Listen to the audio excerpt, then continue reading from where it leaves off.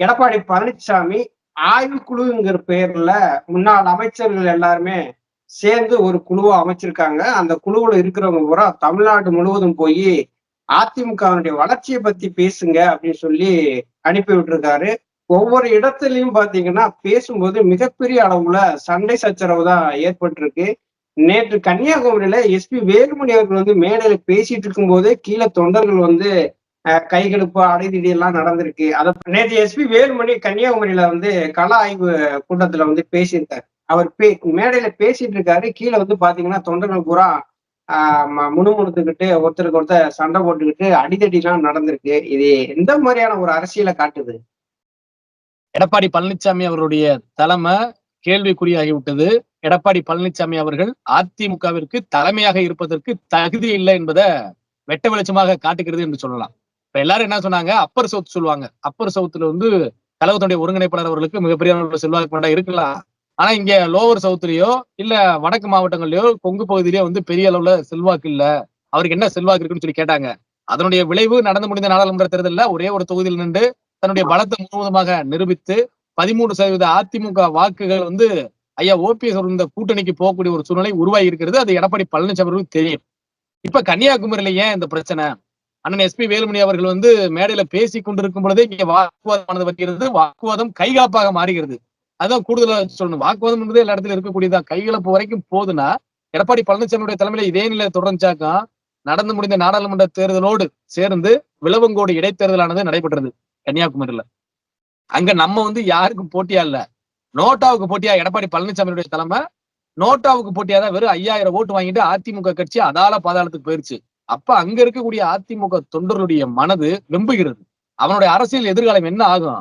எடப்பாடி பழனிசாமி அவர்கள் தன்னுடைய சுயநலத்திற்காக தன் மீது இருக்கக்கூடிய வழக்குகளை தப்பிக்க வேண்டும் என்பதற்காக திமுகவிற்கு வந்து ஜிங்சாங் அடிச்சிட்டு இருக்கிறாரு. அதை விட்டுட்டு அவருடைய சுயநலத்திற்காக நம்ம புறம் வந்து நம்மளுடைய வாழ்க்கையை இழக்க முடியுமா? இன்னைக்கு புரட்சித் தலைவர்களுடைய காலம் தொட்டு அம்மா அவருடைய காலம் தொட்டு இன்று ஐயா ஓபிஎஸ் உடைய காலம் தொட்டு விசுவாசமிக்க தொண்டர்கள் அதிமுக இருந்து கொண்டுதான் இருக்கிறாங்க. இன்னைக்கு வந்து விளவங்கோட்டுல 5000 ஓட்டு வாங்கின அதிமுக நாளைக்கு எடப்பாடி பழனிசாமி தலைமையில சென்னையில ஒரு பகுதியில வந்து 5000 ஓட்டு தான் வாங்கும்.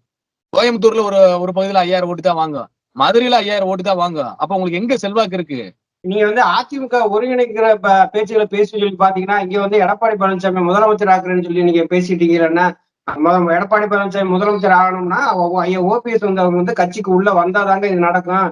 தேவையில்லாம இங்க பேசாதீங்க, முதல்ல கட்சியை ஒருங்கிணைக்கிற வேலையை பாருங்க அப்படிங்கறதா இங்க தொண்டர்களுடைய கருத்தா இருக்காம. அதான் சொல்றோம்.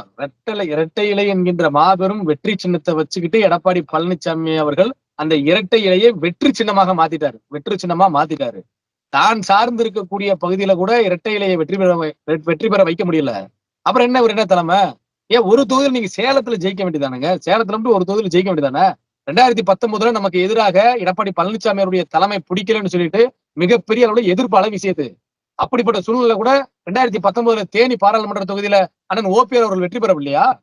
அப்ப என்ன உங்களுக்கு சொந்த செல்வா கிட்டதே கிடையாதா? தமிழ்நாடு பூரா வந்து ஏதோ கட்சிக்காரங்க வேலை பார்ப்பாங்க, அதுல குளிர் காஞ்சிக்கலாம்னு சொல்லிட்டு எடப்பாடி பழனிசாமி நினைச்சிட்டு இருக்காரா? இடத்துல ஆய்வு கூட்டம் நடத்துற இடங்கள் பூரா அந்த பிரச்சனை எல்லாம் உருவாகுதுன்னு தெரியுதுல. அப்ப தெரியும் போதே எடப்பாடி பழனிசாமி என்ன இருக்கணும், அப்ப எந்த இடத்துலயுமே வந்து தொண்டர்கள் வந்து ஒத்துமையா இல்ல, ஒத்துமையா இருந்தா மட்டும்தான் நம்ம வெற்றி பெற முடியும் அப்படிங்கிறத அவர் கருத்துல வச்சுட்டு என்ன பண்ணோம்னா, வாங்க எல்லாரும் அதிமுக வந்து நம்ம எல்லாருமே வந்து இணைஞ்சிருங்க, நம்ம வந்து ஒருமித்த கருத்தோடு நம்ம அரசியலை சந்திப்போம், 2026 அம்மாவுடைய ஆட்சி அமைப்புன்னு சொல்லிட்டு எந்த இடத்துலயும் எடப்பாடி பழனிசாமி சொல்ல மாட்டேங்கிறார். அதை சொல்லிட்டாதான் அவருக்கு தலைமை பண்பு வந்துருச்சுன்னு அர்த்தமே. அவருக்கு தலைமை பண்பே இல்லையே. நடந்து முடிந்த நாடாளுமன்ற தேர்தலுடைய தோல்வியினுடைய எதிரொலி 40 நாடாளுமன்ற தொகுதிக்கும் நான் வந்து சுற்றுப்பயணம் போறேன், என்ன காரணத்தினால வெற்றி வாய்ப்பு இழந்தோம்னு சொல்லிட்டு கேட்டு தெரிஞ்சுக்கிறேன்னு சொல்லி போனாரு. அங்க போய் உண்மையிலேயே கள ஆய்வு பண்ணாங்களா? என்ன பண்ணாங்க? ஒரு கூட்டம் கூடுவாங்க, 3 பேத்துக்கு எழுதி கொடுத்துருவாங்க, இந்த கேள்வி கேட்கணும்னு சொல்லிட்டு எழுதி கொடுத்துருவாங்க. அந்த 3 பேர் கேள்வி கேட்பாங்க, அதுக்கு இந்த பதில் தான் சொல்ல போறோம்னு சொல்லி உங்களுக்கு ப்ரிப்பேர் பண்ணிட்டு போயிருவாங்க. அதுல யாருக்குங்க பயன்? மீண்டும் நம்ம தோல்வி பாதைக்கு தான் போவோம். உண்மையிலே கள ஆய்வு என்பது களத்துல என்ன சூழ்நிலை, எதனால தோத்தோம், கட்சி பிரிஞ்சிருக்குன்னு காரணமாக தொண்டர்கள் வந்து 4 பக்கம் செதறி போயிட்டாங்க, அதனால நம்மளால ஜெயிக்க முடியல. சரி ரைட், அப்ப ஒண்ணு சேர்க்கறதுக்கு என்ன வழி, அதற்கு என்ன செய்யலாம், யார் யாருக்கு என்னென்ன பதவிகள் கொடுக்கலாம்னு சொல்லி இவரு நல்ல மனிதராக இருந்தா அந்த பேச்சுவார்த்தைக்குள்ள வந்திருக்கணும். இவரு அப்படி வரவே மாட்டாரு. நான் முதலமைச்சர் ஆகணும், அதுக்கு யார வேண்டாலும் பலி கொடுப்பேன், கட்சிக்கு நான் தலைமை ஆகணும், அதுக்கு யார வேண்டாலும் பலி கொடுப்பேன், அப்படித்தான் அவர் போயிட்டு இருக்கிறாரு எடப்பாடி பழனிசாமி அவர்கள். எடப்பாடி பழனிசாமி தலைமை சரியில்லை அப்படிங்கிறத ஒவ்வொரு கட்டத்திலுமே வந்து தொண்டர்கள் வந்து நிரூபிச்சுக்கிட்டே வர்றாங்க. தேர்தலாக இருக்கட்டும், இந்த ஆய்வுக் கூட்டங்கள் நடக்கிற இடங்களாக இருக்கட்டும், எடப்பாடி பழனிசாமி தலைமை சரியில்லைங்க அப்படிங்கிற 5000 ஓட்டு வாங்குற அளவுக்கு தான் அங்க அதிமுக இருக்கா? இல்லங்க. தலைவாய் சுந்தரமாக இருக்கட்டும், எடப்பாடி பழனிசாமி அவர்களா இருக்கட்டும், யாரா இருந்தா என்ன?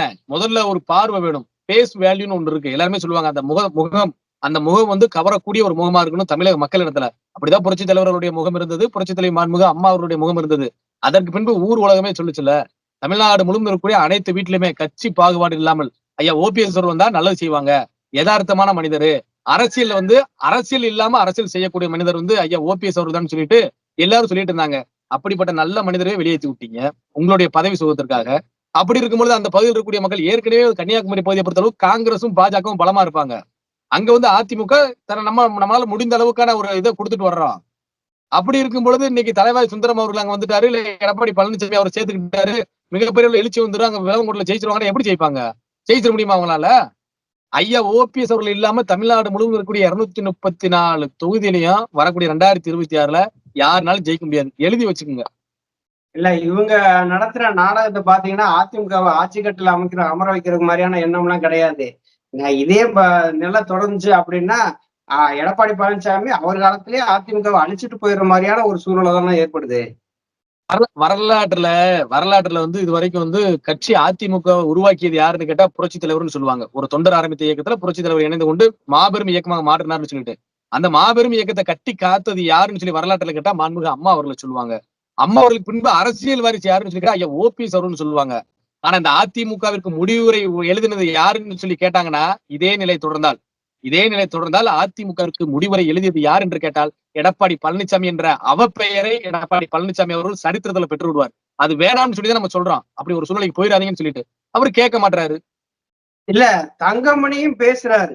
2026ல அம்மாவனுடைய ஆட்சி அமைந்த பின்னாடி நம்ம குடும்ப பிரச்சனையை வந்து பேசி தீர்த்துக்கிறலாம் அப்படின்னா என்ன குடும்ப பிரச்சனையை எடப்பாடி பழனிசாமி முதலமைச்சரா தேர்ந்தெடுத்து வச்ச பின்னாடி சொல் பேச்சு கேட்டு வராமா? இப்பவே சொல் பேச்சு கேட்க மாட்டேங்காரு, கட்சியை ஒருங்கிணைக்கணும் அப்படிங்கும் போது முதலமைச்சர் ஆன பின்னாடி வந்து சும்மா இருப்பாரு, ஆட மாட்டாரா? நான் தான் எல்லாமே அப்படின்ட்டு.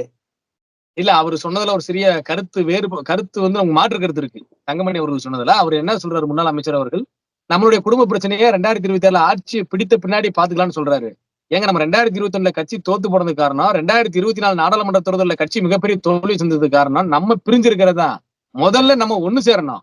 நம்ம ஒண்ணு சேர்ந்தா தான் நம்மளுடைய தொண்டர்கள் ஒண்ணு சேருவாங்க. நம்ம பலமா இருப்போம். நம்ம கூட கூட்டணி வைக்க பல கட்சிகள் நம்மளை தேடி ஓடி வருவாங்க. நீங்க அதை விட்டு 2026 முடிஞ்சதுக்கு அப்புறம் நம்ம குடும்ப பிரச்சனையா பேசிக்கலாம்னா மீண்டும் 2026 ஆட்சி இழக்கிறதுக்கா? அதுக்குதான் இப்பயே சொல்றோம். முதல்ல நம்மளுடைய உட்கட்சி பிரச்சனையை முடிப்போம். முடிச்சுட்டு அடுத்த கூட்டணி கட்சிகள் நம்ம கூட யாரெல்லாம் சேர்க்கணும் அது அடுத்த கட்ட நகர்வுக்கு போவோம். அதற்கு பின்பு அடுத்த கட்ட நகர்வுகள் என்னன்பதை தேர்தல் முடிஞ்ச பின்னாடி பாத்துக்கலாம். அதுதான் சரியா இருக்கும். ஏற்கனவே ஐயா ஓபிஎஸ் வந்து முதலமைச்சர் வேட்பாளரையும் எடப்பாடி பழனிசாமி தான் அறிவிச்சாங்க. எதிர்கட்சி தலைவர் பதவியும் அவரை தான் வந்து அறிவிச்சாங்க. அவர் தான் வந்து முன்னின்று எல்லா களத்தையும் வந்து சந்திக்கிற மாதிரி எல்லாமே வந்து ஐயா ஓபிஎஸ் அவர்கள் விட்டு கொடுத்தாங்க. திரும்பி இவர் எடப்பாடி பழனிசாமி வந்து ஐயா ஓபிஎஸ் அவர்களை உள்ள இழுத்துக்கிட்டு 2026 ஆட்சி அமைச்ச பின்னாடி மறுபடியும் வந்து தூக்கி வெளியில போடுறதுக்கா? இது யாருக்கு அதுல பூச்சுத்துறது? கண்டிப்பாக அந்த செயல்லாம் செய்யக்கூடிய நபர் தான் எடப்பாடி பழனிசாமி அவர்கள். யாருக்குமே உண்மையா இல்லைங்க. அவருக்கு பதவி கொடுத்த சின்னம்மா அவர்களுக்கு உண்மையா இல்ல. சட்டமன்ற உறுப்பினர்களை வந்து அனைவரையும் பாதுகாத்து வைத்திருந்த டிடிவி தினகரன் அவர்களுக்கு உண்மையா இல்ல. 4.5 வருஷம் இன்னைக்கு வந்து அவர் சொல்றாரு, மாறு தட்டுறாரு, நான் 4.5 வருஷம் முதலமைச்சராக இருந்தேன்னு சொல்லிட்டு. அந்த முதலமைச்சராக உங்களை அரியணையில் அமர வைத்து உங்களுடைய பதவியை காப்பாத்தி அதிமுக ஆட்சியை காப்பாத்தி கொடுத்தது யாரு? 3 முறை முதலமைச்சராக இருந்த ஐயா ஓ பன்னீர்செல்வம் அவர்கள் இல்லையா? அவருக்கும் துரோகம் தானே பண்றாரு. தொண்டர்கள் வாக்களிக்காம நீங்க சட்டமன்ற உறுப்பினராக இருக்க முடியுமா? தொண்டர்கள் வாக்களிக்காம நம்ம ஆட்சி அமைத்திருக்க முடியுமா? அவங்களுக்கே வந்து கட்சியினுடைய உச்சபட்ச அதிகாரத்தை தேர்ந்தெடுக்கக்கூடிய அந்த கட்சியினுடைய உச்சபட்ச அதிகாரத்தை தேர்ந்தெடுக்கக்கூடிய அந்த அதிகாரம் வந்து தொண்டர்களிடத்துல இருந்தது. அதையும் பறிச்சவர் இந்த எடப்பாடி பழனிசாமி அவர்கள் தானே. அப்ப இத்தனை துரோகம் செய்த எடப்பாடி பழனிசாமி அவர்கள் யாரு நம்புவாங்க? இல்ல மோகன், இப்ப எடப்பாடி பழனிசாமி நான் தான் முதலமைச்சர்னு சொல்றாரு இல்லையா? தமிழ்நாட்டுல வந்து எடப்பாடி பழனிசாமி ஒருத்தர் முதலமைச்சரா இருக்காரு அப்படின்னு சொல்லி அடையாளப்படுத்துறதே ஐயா தானே. கண்டிப்பா அவர் அறிவிக்கலான்ட்டு அவர் முதலமைச்சர் இருப்பாரா? ஐயா அவர்கள் வந்து எடப்பாடி பழனிசாமி இல்ல அன்னைக்கு வந்து ஐயா ஓபிஎஸ் அவர்கள் தேவைப்பட்டாங்க, உள்ள இழுத்துக்கிட்டீங்க, கட்சிக்குள்ள வச்சுக்கிட்டீங்க. அந்த 4.5 ஆண்டு காலமும் ஐயா இல்ல அப்படின்னா எடப்பாடி பழனிசாமி எங்கேயோ ஒரு மூலையில அன்னைக்கே வந்து ஆட்சி கவுந்திருக்கும். கண்டிப்பா அட்ரஸ் இல்லாம போயிருப்பாரு. சசிகலா அவர் வந்து முதலமைச்சரா எடப்பாடி பழனிசாமி தேர்ந்து வச்சாலுமே தினகரன் வந்து வெளியில போகும்போது ஐயா ஓபிஎஸ் அவர்கள் ஆதரவு கொடுத்ததுனாலதான் எடப்பாடி பழனிசாமி முதலமைச்சர். இல்லைன்னா எடப்பாடி பழனிசாமி ஒரு எம்எல்ஏவா ஏதாவது ஒரு மூலையில இருப்பாரு. அவ்வளவுதானே. கண்டிப்பா அதுதான் நடந்திருக்கும். எடப்பாடி பழனிசாமி அவர்கள் தற்பொழுது கட்சி எப்படி அழிச்சிட்டு இருக்காரு, இதே மாதிரி வந்து ஆட்சியில் இருக்கும் போதே செஞ்சிருப்பாரு, ஆட்சி கவிழ்ந்து இருக்கும். அதான் நடந்திருக்கும். யதார்த்தமான உண்மை அதான். ஆனா ஐயா ஓபிஎஸ் அவர்கள் ஒரு தூணாக நான் இருக்கிறேன், கட்சி எப்படியாவது நம்ம வந்து முழுவதுமாக ஆட்சி செய்து விட வேண்டும், அம்மா அவருடைய அரசு பாதியில் கலைந்ததாக வரலாறு இருந்து விடக்கூடாது என்பதற்காக தன்னை தாழ்த்தி கொண்டு எடப்பாடி பழனிசாமி அவர்கள் முதலமைச்சர் பதவியில் அந்த அரியணை அமர வைத்து அழகு பார்த்தார். அப்படிதான் சொல்லணும். அப்படிப்பட்டவருக்கு துரோகம் செய்யக்கூடியவர் இந்த எடப்பாடி பழனிசாமி அவர்கள். அதனாலதான் இப்ப அவங்க கூட இருக்கக்கூடிய அந்த முன்னாள் அமைச்சர்கள் பூரா வந்து எப்படியாவது எடப்பாடி பழனிசாமி சொல்லி புரிய வச்சிருவோம்னு சொல்லி போராடுறாங்க. புரிய வச்சிருவோம், அவர் தெளிய வச்சிடலாம்னு சொல்லிட்டு அவரு ஆனா என்ன பண்றாரு, நான் பிடிச்ச மேலுக்கு 3 கால்னு சொல்லிட்டு எடப்பாடி பழனிசாமி அவர்கள் பயணித்துக் கொண்டிருக்கிறார். இதே பயணம் தொடர்ந்துச்சு அப்படின்னா அவருடைய அரசியல் வாழ்க்கை மட்டுமல்ல, அதிமுகவுடைய அரசியல் வாழ்க்கையுமே முடிவுரை எழுதி விடுவார். இதுவரை கருத்துக்களை பகிர்ந்து கொண்டமைக்கு நன்றி மோகன். நன்றி.